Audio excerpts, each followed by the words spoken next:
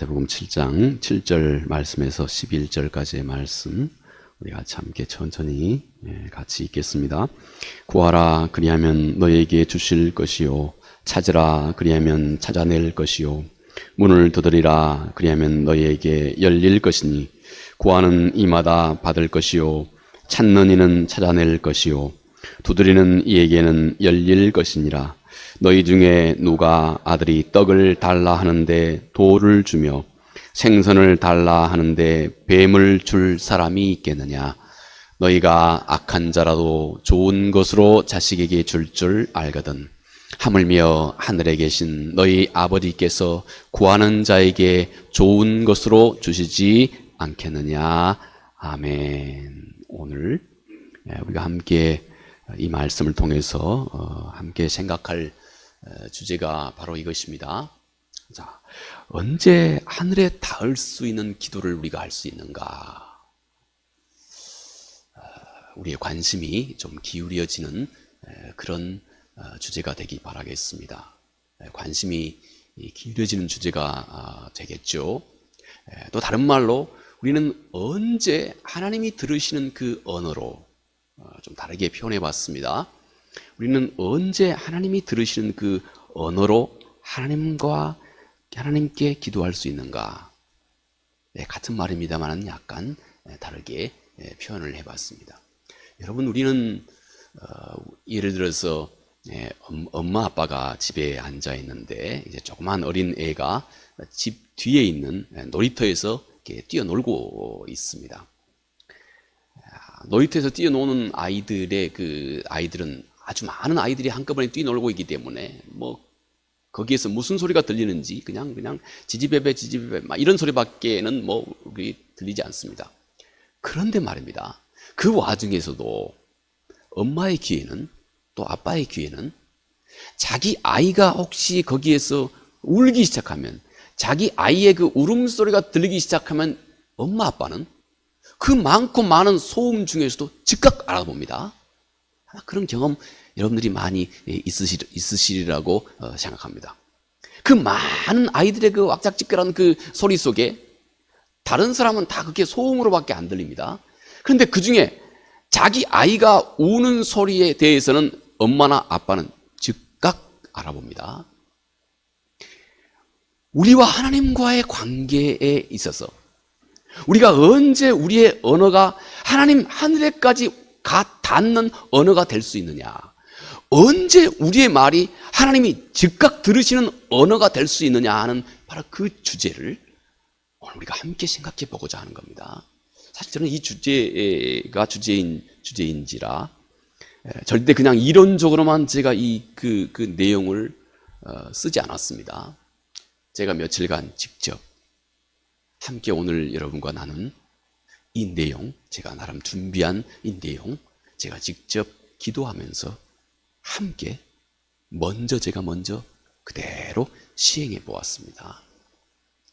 오늘 우리가 함께 살펴볼 주제가 바로 이것입니다. 언제 우리는 하나님이 들으실 수 있는 언어로 하나님 앞에 기도할 수 있느냐? 하나님은 우리의 어떤 언어를 그가 즉시 들으시느냐 하는 그 주제입니다. 이 문제에 있어서 성서는 가장 먼저 히브리서 저자가 우리에게 일러주고 있는 아주 소중한 한 가지 내용이 있습니다. 너희가 하나님께 나갈 때는 반드시 믿음으로 나가야 된다. 너희가 무엇을 하든지 간에 너희가 특히 기도할 때라 할지라도 하나님 앞에 너희가 무엇을 구할 때 너는 반드시 믿음을 가지고 나가야 한다. 이게 하나님이 들으시는 바로 그 기도의 내용이 된다. 그러면서 히브리서 저자가 우리가 그럼 가지고 있어야 할 그 믿음의 내용이 무엇인지 딱 두 가지로 요약을 해주고 있습니다. 참고로 히브리서 11장 6절 말씀입니다. 먼저 하나님께 나아가는 자는 하나님 그분이 반드시 살아계신다고 하는 믿음을 너의 마음속에 가져야 한다. 살아계신다. 너는 죽어있는 어떤 분에게 얘기하고 있는 거 아니다. 너는 살아있는 분에게 인격적으로 지금 말하고 있다고 하는 사실을 너는 먼저 기억해야 한다. 그것이 하나님이 너의 언어를 들으시는 조건이다. 두 번째, 또 히브리서 저자가 말씀하고 있는 그 믿음의 내용 두 번째, 하나님은 반드시 구하는 자에게 상을 주시는 분이다. 상이라고 하는 말이 무슨 말이겠습니까? 기도하는 자에게 있어서 상은 응답하심입니다. 그분의 응답하심. 너는 하나님 앞에 기도할 때 반드시 그가 살아계신다고 하는 이 믿음을 가지고 나가야 하고, 두 번째, 또 하나 잊지 말아야 할 너 믿음의 내용은 반드시 그가 너의 기도를 듣고 상 주신다, 너의 기도를 듣고 응답해 주신다고 하는 이 믿음을 가지고 너는 반드시 하나님 앞에 나가야 한다, 기도해야 한다. 이 믿음이 있을 때라야 너의 마음속에서 우러나오는 언어가 하늘에 가 닿는 언어가 된다. 자, 그러면 우리는 또 한 번 예수 그리스도께서 직접 우리에게 가르쳐 주신 바로 그 믿음, 우리가 어떻게 그 믿음을 우리 안에서 더 돈독히 할까? 조금 더 깊이 따져보면 우리가 어떻게 해야 하나님이 살아계신다고 하는 이 믿음을 내 안에서 더 왕성하게 배양해 갈까? 어떻게 해야 우리는 또 내가 구하는 모든 것을 그분이 들으신다고 하는 이 믿음을 또 내 안에서 더 완전하게 내 안에서 배양해 갈 수 있을까? 좀 더 깊이 있게, 좀 더 근본적인 질문을 우리가 또 던져볼 수 있습니다. 어떻게 우리는 그런 믿음을 또 우리 안에서 가질 수가 있을까요? 여러분 모두가 저와 함께 우리 찾아가 보는 소중한 질문이 됐으면 좋겠습니다. 여기에 우리 주님께서 답을 하셨습니다. 우리 주님께서 가장 표본으로 가르쳐 주셨던 우리 주님의 기도, 마태복음 6장 9절에서 13절 사이에 말씀하신 소위 주기도문이라고 하는 그 기도의 내용에서도 그 첫 시작에 주께서 일러주신 바입니다. 그 내용을 오늘 주님께서 똑같이 다시 한번 말씀하고 있습니다. 마태복음 7장에 기도에 대해서 말씀하실 때 우리 주님께서 이렇게 말씀하셨습니다. 하물며 하늘에 계신 너희 아버지께서 구하는 자에게 좋은 것으로 주시지 않겠느냐. 오늘 7장 11절 말씀의 내용입니다. 자, 우리는 하나님께 나아갈 때마다 반드시 믿음을 가지고 나가야 한다고 말합니다. 어떤 믿음이요? 하나님이 살아계신다고 하는 것, 또 우리가 구하는 모든 것을 그분은 꼭 응답하신다고 하는 이 믿음. 자, 그런데 우리가 다시 한번 질문을 던져보았습니다. 그러면 그 믿음은 또 어디서 옵니까? 오늘 우리 주님의 말씀에서부터 우리가 답을 찾았습니다. 오늘 우리가 함께 읽었던 마태복음 7장 11절 말씀에 하물며 하늘에 계신 너희 아버지께서 구하는 자에게 좋은 것으로 주시지 않겠느냐. 오늘 그 뒷말은 조금 다음에 다뤄보기로 하고, 먼저 그 앞에 있는 주께서 말씀하신 이 세 구절을 함께 생각해 봅니다. 하물며 하늘에 계신 너희 아버지. 우리는 이 세 구절을 한번 생각해 보면서 우리 안에 믿음이, 하나님이 들으시는 모든, 내가 간구하는 모든 것이 하나님이 능히 들으실 만한 그 믿음을 가지고 내 안에서 우러나오는 그 언어가 될 수 있도록 하는 그 믿음의 원천을 오늘 우리 주님께서 말씀하신 이 내용을 함께 더 깊이 생각해 보면서 함께 찾아가 보는 것입니다. 먼저 우리 주님께서 하신 말씀이 하물며 하는 말입니다. 하물며. 여러분, 우리가 언제 하물며 이런 말을 합니까? 하물며. 아주 중요한 사실을 충분히 어떤 예를 다 말씀하고, 또 진짜 이런 경우는 거의 있을 법도 일어나지도 않을 그런 예까지도 다 얘기한 다음에 하는 말씀이 하물며 하는 말입니다. 주님께서 하신 말씀이, 자, 너희 세상에 너의 아버지를 생각해 보아라. 너의 아버지, 너가 어릴 때부터 너의 아빠, 너를 진짜 사랑하고 있는 너의 아빠한테 뭘 너가 달라고 그러면 안 주는 아빠가 어디 있더냐. 물론 다른 많은 이유에서 좀 늦게 주기도 하겠죠. 근데 근본적으로 지금 이 아빠와 자녀의 그 신뢰관계를 주께서 지금 비유로, 왜냐하면 이 관계가 가장 하나님과 우리와의 관계를 가장 설명하기에 그래도 가장 적절하기 때문에 주님께서 이 관계로 비유를 설명하신 것입니다.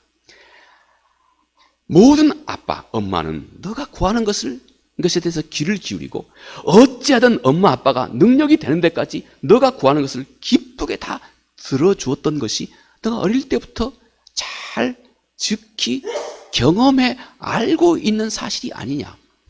그런데 하물며 이제 또 다른 관계를 생각해 보자. 하물며 여기에 아주 안 좋은 아빠가 있다고 생각해 보자. 근데 아무리 안 좋은 아빠라 할지라도 자녀가 진심으로 이 아빠에게 뭘 구하면, 아무리 안 좋은 악한 아빠라 할지라도 자녀가 떡을 달라고 하는데 돌을 줄 자가 있겠느냐? 자녀가 생선을 달라고 하는데 그 생선 대신에 뱀을 준 아빠, 엄마가 있더냐? 아무리 대부분 모든 아빠는 다 너가 구하는 대로 다 주는데 그 중에 한번 극단의 경우를 생각해 보자. 악한 아빠가 있다 하자. 아빠는 다 좋은데 한번 악한 아빠가 있다고도 한번 생각해 보자. 아무리 악한 아빠라도 너가 구하는 것, 자녀가 생선을 달라면 뱀을 줄 아빠 봤냐? 하물며 그토록 너를 사랑하신 하늘 아버지께서 내가 구하는 것을 주지 않겠느냐? 좋은 것으로 주지 않겠느냐?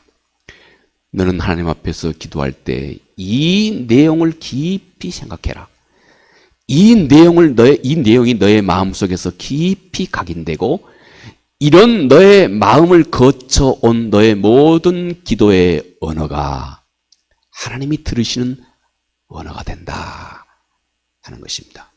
두 번째 우리 주님께서 말씀하신 내용이 하늘에 계신 이 말입니다. 너의 아빠, 너의 하나님이 어디에 계신다고요? 하늘에. 이 그리스 말에 하늘이라고 하는 말이 우라노스라고 하는 말입니다. 우라노스. 근데 성서에서 하늘이라고 하는 이 말은 상당히 상징어로 많이 사용합니다. 못할 것이 없는 초능력, 전지전능하신 능력을 의미할 때 하늘, 이런 상징어를 많이 사용합니다. 하늘, 그분이 하늘에 계신다고 하는 것은 그분은 못할 것이 없는 분이시다. 절대적인 권력을 가지고 계신 분이다. 절대 주권을 가지고 계신 분이시다. 그분은 또 영원하신 분이시다. 가장 순수하신 분이시다. 가장 완전하시고 못할 것이 없는 능력을 가지고 계시는 분이시다. 나는 기도할 때 너가 기도하는 그 하늘 하나님께서 못할 것이 없는 그 전지전능하신 하나님, 그분이 바로 너의 기도를 인격적으로 듣고 계신다고 하는 이 믿음이 너의 마음속에 있어야 한다는 것입니다. 이 믿음이 우리 가슴 속에 자리 잡고 있을 때라야 그 가슴을 거쳐 나오는 내 모든 기도의 언어가 하나님이 들으시는 기도의 언어로 바뀌어지게 된다. 무슨 특별한 말 자체가 스타일이 바뀌는 것이 아니고, 너의 말이 어떤 말을 한다 할지라도 너의 말이 하나님이 들으시는 그 무게와 권위를 갖게 된다 하는 것입니다. 또 우리 주님께서 하신 오늘 마태복음 7장 11절 이하에 우리의 믿음을 왕성하게 해서 우리 안에서 우러나오는 기도가 하나님이 들으시는 언어가 될 수 있도록 주께서 우리에게 말씀하신 또 하나가 너희 아버지. 원래 이스라엘 백성과 성경에서 하나님은 언약을 맺으시고 그 언약에 지극히 충실하시면서 하나님은 이 땅에서 하나님의 구원 사역을 펼쳐 가신다고 우리 다뤄보았지요. 그 언약의 핵심 내용이 바로 이것이라고 그랬습니다. 하나님이 우리의 하나님이 되시고 우리는 그의 백성이 된다. 그런데 그 언약의 이 핵심 언약을 더 구체적으로 우리 주님께서 이제 하나님을 너희가 너의 아버지라고 부르라고 그랬습니다. 그것도 아빠라고 부르라, 아빠. 그래서 하나님이 너의 아빠라고 하는 사실, 그리고 너는 그의 아들과 딸이라고 우리 주님께서 그렇게 이 언약을 아주 구체적으로 다 완성해 주셨습니다. 자, 이제부터는 하나님 아버지 앞에 너희가 무엇이든지 기도할 때마다, 너의 입을 열어 기도할 때마다 너는 그분이 너의 아빠라고 하는 사실을 기억해라. 성서에서 아빠는 너 자신보다 너를 더 잘 알고 너 자신보다 너를 더 깊이 사랑하는 분을 의미합니다. 바라고 하는 말이 이 히브리 말에 아빠라고 하는 말입니다. 바, 요나 그러면 아들이라고 하는 말입니다. 그래서 이 아들과 아빠는 이렇게 아주 완전한 인격적인 관계를 성서가 의미합니다. 아빠와 똑같은 그런 인격을 부여받은 자가 바, 곧 아들이라고 하는 존재입니다. 아들, 딸. 그러니 너는 그분의 그 마땅한 아들과 딸로서 너가 지금 기도하고 있는 그분이 너의 아빠라고 하는 사실, 너를 가장 인격적으로, 여러분 인격적이라고 하는 말은 참 중요합니다. 사람과 사람과의 관계가 인격적이라고 그러죠. 그런데 사람과 사람과의 관계, 인격적이면서도 어찌 보면 아주 비인격적인 경험들을 우리가 많이 하죠. 그런데 가장 인격적으로 너를 잘 알고 너 자신보다 너를 더 잘 알고 계신 분, 그리고 너 자신보다 너를 더 사랑하고 계신 분, 이분이 성경이 말하는 아버지, 아빠의 개념입니다. 우리는 때때로 우리 자신이 나를 항상 사랑하고 있는 거 아닙니다. 때때로는 내가 내 자신이 너무 싫을 때가 있습니다.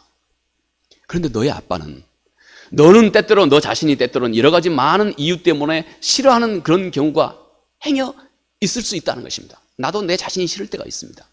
그런데 너의 아버지는 안 그렇다 것입니다. 너의 아빠는 안 그렇다 것입니다. 항상 너를 사랑한다. 그리고 너 자신보다 더 깊이 너를 사랑하고 있다. 너는 그분께 지금 너의 입을 벌려서 내 마음의 소리를 하고 있다. 바로 이것이 기도다.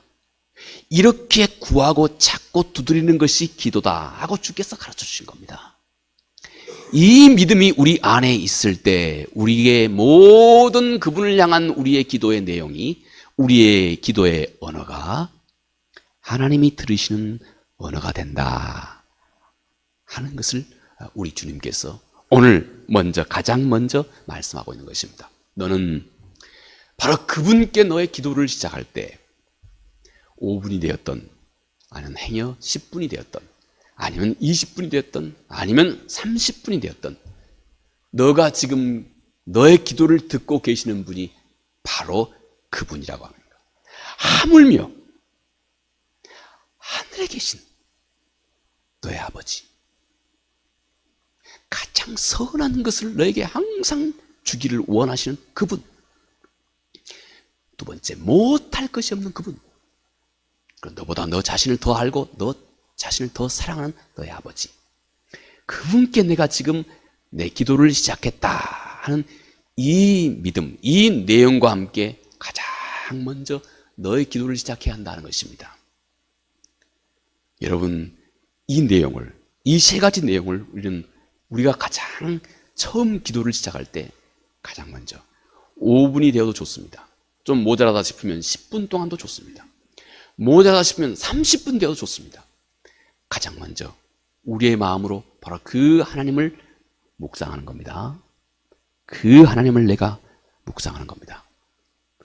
그러면 그 하나님이 우리 안에서 내 마음, 내가 하나님께 드리는 기도가 하나님 들으시기에 충만한 언어로 바꾸어질 때는 우리 마음이 내 안에서부터 뜨거워지기 시작합니다. 그분, 이제부터 내가 구하는 모든 것을 저분이 들으시겠구나 하는 믿음이 내 안에서 생겨날 때 그 증거로 우리 마음이 뜨거워지기 시작합니다. 가슴이 뜨거워지기 시작합니다. 왜 뜨거워진다고요? 내가 하는 모든 기도를 저분이 다 알고 저분이 들으시고 저분은 반드시 내 기도를 응답해 줄 수 있는 능력의 하나님이시구나, 내 아버지시구나 하는 이 확신이 내 마음속에 들어질 때 우리는 내 마음이 이 진리에 충분히 거했다, 이제부터 내가 하는 모든 말을 내 아버지께서 들으신다 하는 그 증거로 내 마음이 뜨거워지기 시작합니다. 내 마음이 뜨거워지기 시작합니다. 내 안에 믿음이 충만해졌다고 하는 것입니다. 그러면 그러면 우리 주님께서 그 다음, 자, 너의 기도가 이렇게 넘어가도록 하라. 두 번째 내용입니다. 그 무엇보다도 너는 그 뜨거운 마음으로 너는 먼저 너 자신의 눈앞에 있는 필요보다 더 먼저 해야 할 것이 있다. 우리 주님께서 마태복음 6장 33절 이하에 말씀하셨던 내용입니다. 너는 먼저 그 뜨거워진 마음으로 너의 마음, 그 마음으로 먼저 어떻게 하면 그분을 더 기쁘시게 할까? 어떻게 하면 그분의 뜻을, 그분의 나라를, 그분의 의를 내가 먼저 도모할까 하는 마음을 너의 마음이 품으라는 것입니다. 바로 너의 마음이 그런 마음을, 그분의 영광을 먼저 생각할 때 또 너가 하나님 앞에서 쏟아붓는 모든 기도의 언어가 곧 하나님이 즉시 기뻐 들으시는 언어가 된다 하는 것입니다. 우리 마음이 뜨거워졌습니다. 이제 그분이 내 기도를 들으시는구나 하는 믿음이 내 안에 충만해지면 그 증거로 내 마음이 뜨거워집니다. 그러면 그 뜨거운 마음으로 먼저 너의 눈앞에 보이는 너 자신의 이기적인 필요를 먼저 구하지 말고 그 마음으로 먼저 하나님이 기뻐하시는 건 뭘까? 먼저 이 교회를 통해서 하나님이 이루시는 게 뭘까? 먼저 생각해봐라. 저 이웃을 위해서 하나님이 기뻐하시는 게 뭘까? 너 자신을 넘어서서 먼저 하나님, 먼저 이웃, 먼저 교회를, 먼저 민족을 한번 생각해봐라. 그러면 그런 마음을 너의 마음속에 품고 있을 때 그 안에서 쏟아져 나오는 모든 언어가 하나님이 즉시 들으시는 언어가 된다 하는 가르침입니다. 곧 이 말은 다른 말로 이렇게 정의에 이렇게 요약해 말할 수 있습니다. 내 뜻을 하나님 그분의 뜻에 맞추어서 배열해라. 배열해라. 제가 구태여 이렇게 표현을 했습니다. 뜨거워진 마음으로 내 뜻을 하나님 그분의 뜻에 먼저 맞추어라. 하나님 그분의 뜻에 너의 뜻을 배열해 보아라. 이 신약서적을 영어로 된 신약서적을 좀 읽다 보면 이 align이라고 하는 말이 아주 많이 등장합니다. 최근에 제가 읽고 있는 책에도 아주 많이 등장해서 의외로 많이 등장해서 제가 참 많이 사용하는구나 하는 것을 내가 느껴질 정도로 많이 사용합니다. align. 이 alignment라고 하는 말 아마 혹시 여러분께서 아마 들어보셨으리라고 생각합니다. 배열한다고 하는 말입니다. 배열. 자, 여기에 하나님의 뜻이 있습니다. 그러면 내 뜻을, 이 하나님의 뜻은, 내가 보니 하나님의 뜻은 이 방향이 이렇게 맞춰져 있습니다.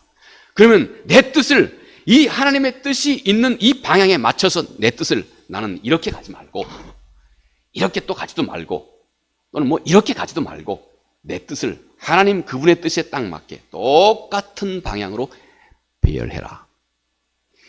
이게 이 신약, 신앙에 관련된 책들에서 아주 많이 등장하는 이 언어입니다. 단어입니다. 언어예요. 똑같이 맞춰서 배열을 한다고 하는 것입니다. 언제 우리의 기도가 하나님이 항상 기뻐 들으시는 언어가 될 수 있느냐? 내 뜻을 낮추고 그분의 뜻에 내 뜻을 맞추기 시작할 때, 그분의 뜻, 그분이 기뻐하시는 그 뜻에 먼저 내 뜻을 내려놓고 먼저 그분이 기뻐하신 그 뜻에 나를 맞추기 시작할 때, 내 생각과 내 바람과 내 소망을 어쨌든 내가 똑같은 것을 구한다 할지라도, 하나님 내가 좀 돈이 좀 필요한데요, 하나님 내가 또 이거 좀 필요한데요, 무엇이든지 기도의 제목이 다 좋습니다. 그런데 그 목적이, 하나님 내가 좀 최근에 좀 돈이 좀 많이 필요한데요, 왜? 예, 하나님 내가 어쨌든 이것을 통해서 하나님이 정말 기뻐하신 일을 내가 정말 해보고 싶습니다. 우리가 무엇을 구하든지 간에 그분이 기뻐하시는 그 방향에 내 간구하는 것 똑같이 맞춰라는 것입니다. 그럴 때, 우리 마음속에서 그런 노력이 있을 때 바로 그런 마음을 거쳐 나오는 당신의 모든 언어가 하나님이 기뻐 들으시는 언어가 된다는 것입니다. 오늘 우리 말씀의 제목처럼 하늘에 가 닿는 기도가 된다는 것입니다. 아까 제가 잠깐 소개했던 것 같이 놀이터에 얼마나 많은 소음이 많이 들립니까? 조그만 아이들이 그냥 얼마나 많습니까? 그냥 한꺼번에 동네 아이들 다 모여가지고 그냥 소리 지르면서 놀고 있는 것. 엄마한테는 이게 다 소음입니다. 다 소음으로 들려요. 언제 근데 누구 음성만 들리냐? 엄마한테는 자기 아이 소리만 들립니다. 하나님이 우리와 똑같다 이것입니다. 우리가 이런 믿음이 없으면 우리의 말은 소음이 됩니다. 소음. 하나님 귀에 별로 중요하지 않는 말들이 된다 이것입니다. 그런데 우리 마음이 내 뜻을 그분의 뜻이 어찌하든 똑같은 방향으로 똑같이 배열해 보아야 되겠다 하는 이런 열심이 내 마음속에 살아있을 때 내가 무엇을 구하든지 간에 내가 무엇을 구하든지 간에 내가 어찌하든 이것을 통해서 하나님을 기쁘시게 할까 하는 이 소망이 내 안에 들어지기 시작할 때 내 기도는, 내 음성은 놀이터의 그 많고 많은 아이들 사이에서 엄마와 아이의 목소리가 된다. 엄마와 아이의 관계가 된다는 것입니다. 이게 없으면 다 소음. 동네방네 아이들 뛰노는 소음에 밖에 안 된다 이것입니다. 이 마음이 우리 가운데 있을 때 우리의 언어가 엄마와 아이, 즉각 내 음성을 알아듣는 엄마 아빠가 계시는 그 아이의 음성이 된다는 것입니다. 하나님께 들려지는 음성이 된다는 것입니다. 여러분, 또 그러면 당장 또 이런 의문이 들 수가 있습니다. 어떻게 하는 것이 내 뜻을 그분과 똑같이 배열을 할 수 있는 것이냐? 어떻게 하는 것이 내가 내 뜻을 그분과 똑같은 방향으로 맞춰가는 것이냐 하는 질문이 또 우리에게 들을 수 있습니다. 근데 실은 이것처럼 어려운 질문이 없습니다.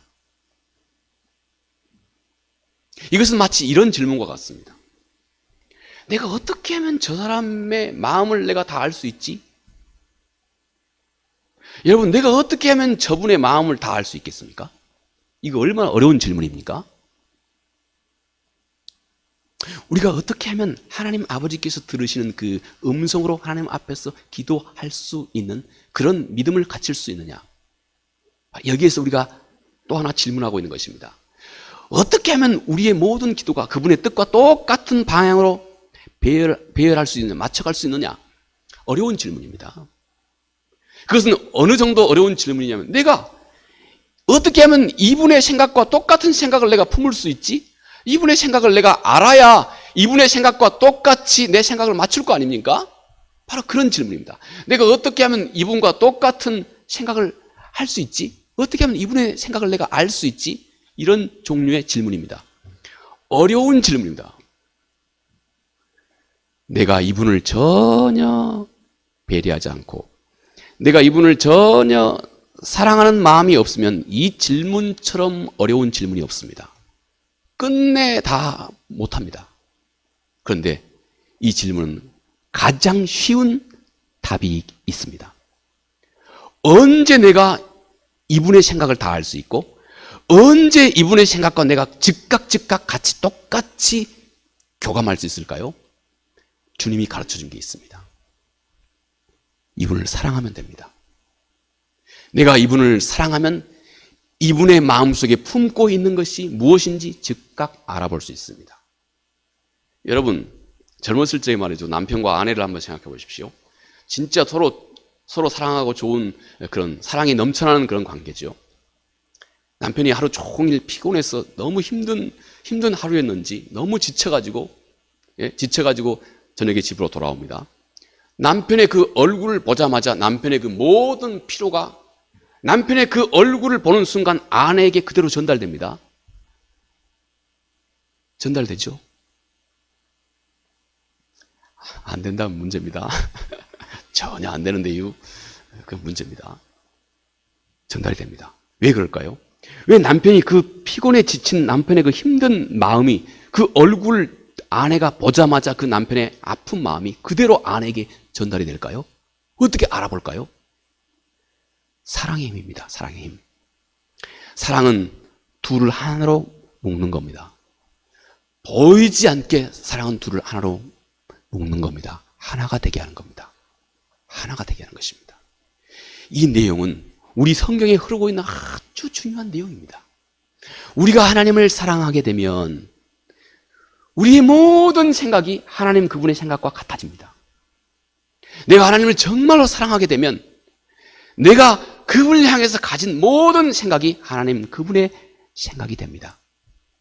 내가 하나님을 정말로 사랑하게 되면 그러므로 우리 삶 속에서 하나님 그분의 생각과 내 생각을 똑같이 같은 방향으로 배열하는 것은 너무 쉬운 문제가 됩니다. 반대로 우리가 하나님에 대한 전혀 어떤 사랑도 없다면 결코 이것은 아무것도 이루지 못한 가장 어려운 문제가 됩니다. 자, 우리 주님께서 요한복음 7장 17, 18절에 제가 자주 인용하는 구절입니다. 너무 중요한 구절이기 때문에 그렇습니다. 주님께서 하셨던 말씀입니다. 자, 너희가 주님이 하신 말씀, 사람이 하나님의 뜻을 행하려 하면, 주님이 하신 말씀이 바로 이것입니다. 사람이 하나님 그분의 뜻을 알고 그것을 행하려 하면, 듣고 순종하려고 하면, 그 말입니다. 그러면 주님이 하신 말씀입니다. 이 교훈이 하나님께로부터 왔는지 내가 스스로 말함인지 알리라. 사람이 하나님의 뜻을 듣고 깨달은 것은 꼭 내가 순종해야 되겠다 하는 이 마음으로 주님의 말씀을 너가 듣기 시작하면 그때부터 너는 영적인 분별력이 생긴다는 겁니다. 주님이 하신 이 말씀이 사람의 말인지 아니면 주님의 말인지 즉시 분별력을 갖게 된다. 언제 분별력을 갖게 된다고요? 듣고 순종하려고 하면, 그 말은 내가 진짜 그분을 좋아하고 따르고 사랑하는 마음이 있으면 그 말입니다. 진짜 그분을 사랑하는 마음이 있으면 당신은 꼭 그분과 똑같은 분별력을 갖게 됩니다. 그분의 마음을 읽을 수 있게 됩니다. 그래서 그분의 말이 무슨 말인지를 즉시 알아들을 수 있는 귀를 갖게 됩니다. 영적인 해안을 갖게 된다는 것입니다. 그러면서 주님께서 부연해서 하신 말씀입니다. 내가 스스로 말하는 자는 자기의 영광을 구하되 보내신 이의 영광을 구하는 자는 참되니 그 속에 불의가 없느니라. 예, 먼저 하늘 아버지를 생각하는 자는 그의 생각이 항상 참되다는 것입니다. 불의가 없다. 언제든지 불의가 없다.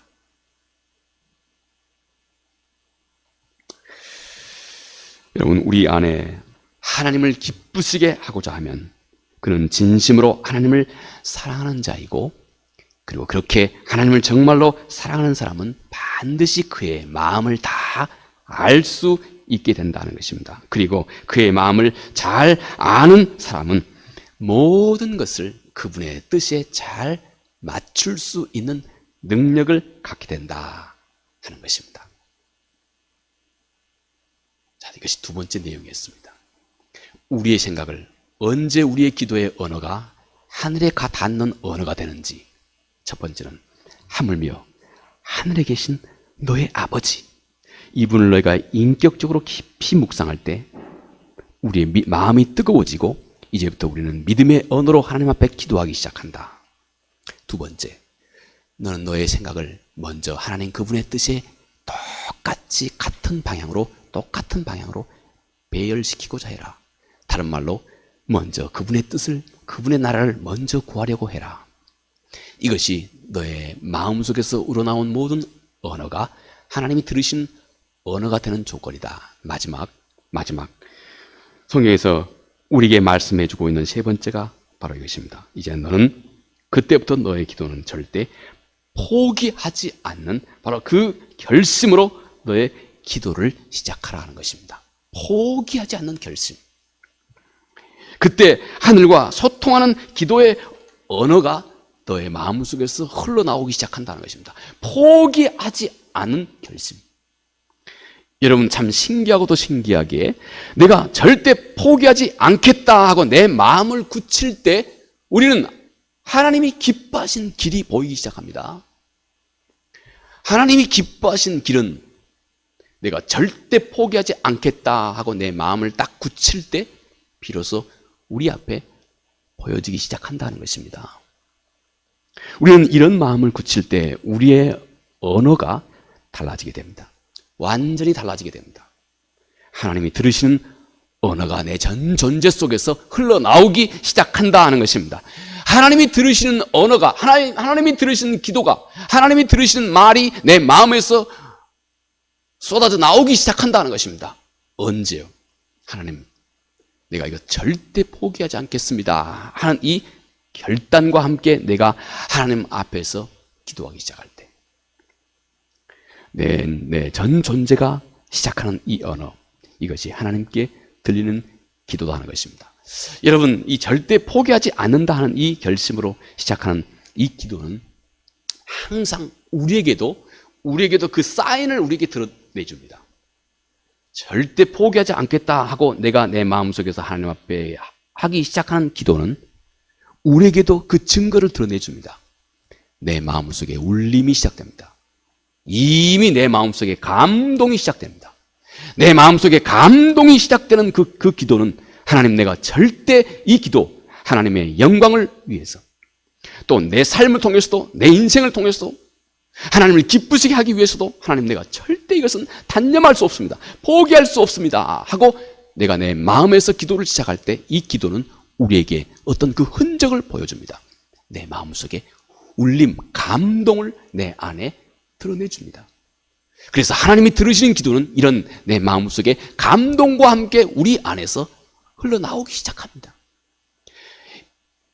이것이 하나님께서 우리에게 기뻐 들으시는 우리의 기도의 내용입니다. 여러분, 그런데 우리가 이렇게 하나님 앞에서 절대 불굴의 결단으로 하나님 앞에 드리는 이 기도는 우리가 요즘에 그 세상에서 쉽게 이 사회, 이 세상 사람들이 쉽게 말하는 그런 표현으로 해본다면 내 안에 소위 플랜 B를 만들지 않는 것입니다. 플랜 B라고 하는 말 어렵습니까? 내가 이거 안 되면 이쪽 길, 곧 차선이라고 하는 말입니다. 차선. 여러분, 이 사회, 이 세상은 반드시 차선을 갖도록 합니다. 모든 이 세상의 그 업무는 다 반드시 차선을 마련하도록 합니다. 이것이 지혜입니다. 이 세상의 지혜입니다.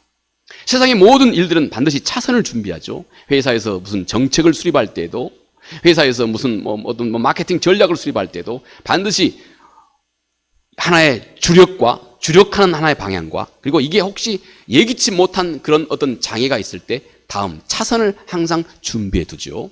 세상은 그런 시스템으로 돌아가고 있습니다. 이게 지혜로운 일이라고 말합니다. 그런데 하나님 앞에 드리는 기도는 다르다는 것입니다. 하나님 앞에 드리는 기도는 오히려 이 차선이 없어야 한다는 것입니다. 이게 하다가 안 되면 이렇게 하지요. 이렇게 하다 안 되면 이렇게 하지요. 이건 이 세상이 꼭 필요한 지혜입니다. 그런데 우리가 하나님 앞에서는 독특하게 이 차선, 소위 플랜 B를 만들지 말아야 한다는 것입니다. 여러분, 이것이 곧 우리가 하나님 앞에 나아가는 것입니다. 이 내용을 우리 주님께서도 이렇게 가르쳤습니다. 너는 구하라. 안 되냐? 찾으라. 더 강하게 밀고 나가라는 것입니다. 안 되냐? 두드려라. 너가 지금 한 길로, 하나님 뜻에 옳다고 믿고 확신한 이 길로 처음에 구해라. 안 되면 찾아라. 안 되면 두드려라. 점점 이 길로 다른 차선을 찾지 말고 이 길로 끝까지 하나님 앞에 나아가라는 것입니다. 이렇게 우리 안에 하나님 앞에서 기도할 때는 차선을 두지 않는 이것이 하나님이 들으시는 기도의 언어가 된다는 것입니다. 최근에 여러분, 제가 그 인터넷 신문을 보다가 참 상당히 재미있는 내용을 접했어요. 아마 여러분도 또 읽어보신, 그런 우리 젊은이들은 아마 읽어보신 쓸 것 같습니다만, 우리 우리나라 유명한 그 손흥민 선수 있지 않습니까? 축구 유럽에서, 영국에서 얼마나 큰 그분으로 인해 가지고 또 우리나라 국위 선양도 얼마나 많이 되고 있습니까? 한국 사람들 이 참 국제 스타가 돼 있기 때문에요. 이 손흥민 선수의 그 아버지 이름이 손웅자 정자 쓰신다고 그러대요. 손웅정 씨입니다. 이분이 요번에 우리 그 아시안컵 축구 게임이지 않습니까? 축구 경기. 이거에 대해서 이분이 이런 말을 했어요. 이분이 한 말이 이것입니다. 대한민국 축구팀이 이번 아시안컵에서 우승하면 안 됩니다. 최근 그 요르단하고 시합하기 전입니다. 이분이 한 말이 이겁니다. 대한민국 축구팀이 이번에 아시안컵에서 우승하면 안 된다 이거예요. 왜 안 되냐? 그분이 하신 말이 이것입니다. 내가 그대로 그분의 말을 그대로 제가 인용해 드리겠습니다. 왜요? 했더니 우리 팀의 실제적인 실력은 일본만도 못합니다. 그런데 혹시 운이 좋아 우리가 아시안컵에 우승하면 우리는 스스로 속는다는 것입니다. 스스로 속아 앞으로 대한민국 축구는 병들고 더 이상 아무 발전을 못하게 됩니다. 이 말의 내용은 이해하시죠? 오늘 여러분 하나님 앞에 드리는 기도가 바로 이런 장애를 우리 안에서 갖는다는 것입니다. 세 가지로 간단하게 요약해서 정리할 수 있습니다. 자, 짐작하겠지만 포기하지 않는 이 불굴에 하나님이 들으시는 이 기도를 방해하는 것이 있다는 것입니다. 한 세 가지로 우리 그리스도인들이 꼭 참고로 알아보고 있어야 할 내용입니다. 첫 번째, 안전에 덫이다는 것입니다. 이 어떤 신학자가 하는 내용인데 그분은 3S라고 말이죠. 3S라고 이렇게 그분이 소개를 한 내용을 제가 여기서 간단하게 소개합니다. 그분이 말씀하신 3S, 이 세 S로 시작되는 말이면 Security, Success, and Satisfy 이렇게 세 S로 그분이 이렇게 표현하는 내용을 제가 간단하게 소개합니다. 먼저 언제 우리 그리스도인들이 늘 포기하는 기도밖에 못하느냐? 반대로 우리가 하나님 앞에서 하나님이 들으시는 그 불굴의 기도를 하는데 하나님이 들으시는 음성으로 불굴의 기도를 우리가 하는 데 있어서 우리 그리스도인들에게 방해되는 내용이 뭐냐? 아주 역설적인 내용입니다. 방해. 첫 번째, 안전에 덫이라는 겁니다. 안전. 우리 그리스도인, 우리 성도에게 있어서 안전도 얼마나 중요합니까? 하나님이 우리를 지키시고 보호하시거든요. 그런데 이 안전이라고 하는 것, 성도의 마음속에 안전을 구하는 것은 이 두 얼굴을 가지고 있다고 하는 겁니다. 우리 신앙생활에 두 얼굴을 가지고 있어요. 우리 그리스도인들이 안전의 덫에 걸릴 수가 있다.